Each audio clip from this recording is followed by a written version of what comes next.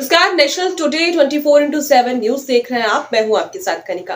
कोयला खदान शिक्षक मोर्चा का 1 दिवसीय सम्मेलन चरई में संपन्न। आपको बता दें कि कोयला खदान शिक्षक मोर्चा द्वारा 1 दिवसीय शिक्षक सम्मेलन का आयोजन चरई स्थित CCL ऑफिसर्स क्लब में किया गया। इस सम्मेलन में CCL के कुल 9 GM एरिया चरई, सयाल, सौंदा, कुजू, कठारा सहित अन्य क्षेत्रों से सैकड़ों शिक्षकों ने भाग लिया।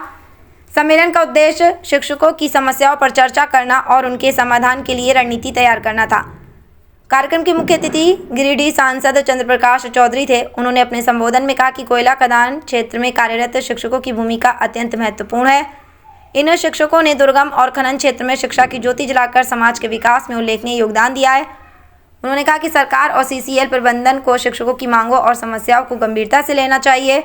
सम्मेलन की अध्यक्षता पूर्व गोमिया विधायक लंबोदर महतो ने की। उन्होंने कहा कि खनन क्षेत्र के स्कूलों की स्थिति सुधारने की ज़रूरत है। साथ ही शिक्षकों को स्थायित्व और सम्मान देने की दिशा में प्रयास किए जाने चाहिए। उन्होंने जोर देकर कहा कि शिक्षक मोर्चा एकजुट होकर अपनी मांगों को सरकार और प्रबंधन के समक्ष मजबूती से रखे। इस अवसर पर विभिन्न GM एरिया से आए शिक्षक प्रतिनिधियों ने अपने 7 सूत्री मांगों पर अपने क्षेत्र की समस्याएं साझा की, जैसे स्कूलों में अधोसंरचना की कमी, नियमित वेतन भुगतान में देरी और स्थायीकरण की मांग। सभी ने एकमत होकर निर्णय लिया कि आगामी दिनों में चरणबद्ध आंदोलन किया जाएगा यदि समस्याओं का समाधान शीघ्र नहीं किया गया। धन्यवाद ज्ञापन शिक्षक नेता राजीव रंजन ने किया। सम्मेलन में शिक्षक संघ के कई वरिष्ठ पदाधिकारी, महिला शिक्षिकाएं और क्षेत्रीय प्रतिनिधि बड़ी संख्या में उपस्थित रहे। शांतिपूर्ण और सार्थक वातावरण में संपन्न इस सम्मेलन ने शिक्षकों को एक नई ऊर्जा और दिशा दी। मोर्चा ने यह स्पष्ट किया कि अब शिक्षकों की आवाज़ अनसुनी नहीं की जा सकती। जो एम्प्लॉय को लाख डेढ़ लाख तनख्वाह मिलता है, अब वहाँ पर 25,000 30,000 में लोग अब काम करने लगे, आउटसोर्सिंग के माध्यम हो रहा।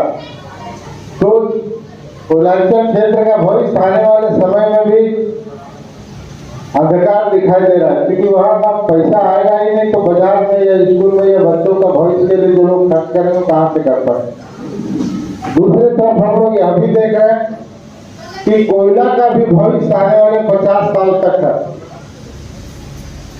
इसलिए कोयला का उत्पादन भी हम लोगों को बढ़ाना है। आज जैसे दूसरे देशों में हम लोग जाते हैं, देखते हैं, चाहे ऑस्ट्रेलिया में चले जाइए, वह उदाहरण है क्या वहाँ का कोयला हमारा देश में आकर हमसे सस्ता बेच के चला जा रहा है और हमारा कोयला रहते हुए भी हम लोग उसका उपयोग नहीं कर पाते।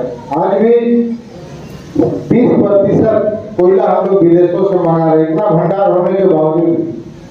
तो यह भी एक चिंतनीय विषय है कि हमारा पैसा, देश का पैसा दूसरे जगह जा रहा और हमारे पास साधन रहते हुए भी हम लोग उसका उपयोग नहीं कर पा रहे।